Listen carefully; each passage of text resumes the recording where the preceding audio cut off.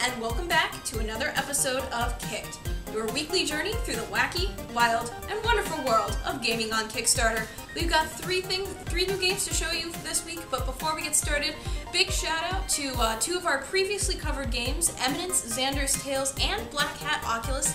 Both of them have received full funding and will be going into full-on production mode. So congratulations to both of those games, and we can't wait to see them come out in the future. Our first game this week is called Darkfield VR, and it's made by a trio of Aussie developers who've been working on this game for about a year and a half. It is a space dogfighting game, which sounds just about as cool as you would expect. It's focused on PvE, so instead of dueling against other people online, or even on a cooperative level, you are simply against the environment, though the game also has a huge focus on cooperative. So if you want to sit down with three of your closest friends and go to town shooting up space, you're totally welcome to. You can choose from 4 different types of fighter pilots, each with its own advantages, disadvantages, and special abilities, and it's going to be built for the Oculus Rift. Though, if you're not interested in investing in the VR technology quite yet, you'll be able to play on Mac, PC, and Linux as well. They have 14 days left to go in their campaign, and they're at $6,000 of their $10,000 goal. That's, of course, in Australian dollars. So if you're interested in seeing this game come to life, give their campaign a look. Our next game is from the Canadian-based Burrito Studios, and it's called Highlands. You play as members of a royal family which has been displaced from their home by a group of invaders, which may have some mechanical means on their side.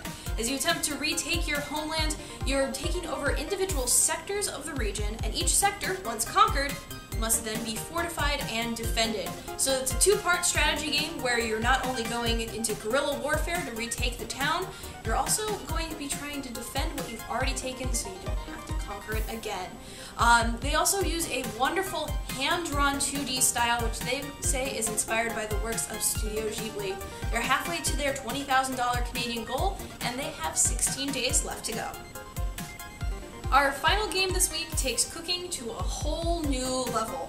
It's called Battle Chef Brigade, and instead of just putting you through a bunch of cooking-related mini-games, you have to go out and hunt your own ingredients. You are a chef participating in an ultimate cook-off where you use all of your sharpened steel and magical skills to put together a dish that will delight a variety of picky palates.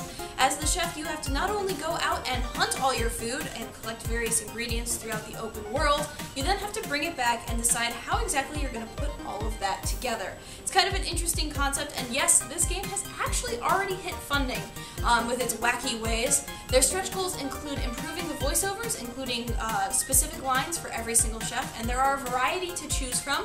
Other stretch goals will unlock new chefs that you can try out, which will have a variety of different skills at their disposal, and they're hoping to localize the game into a couple different languages. They have 16 days left to go, so if you're interested in giving this game a look, you can find a link to their campaign in the description below.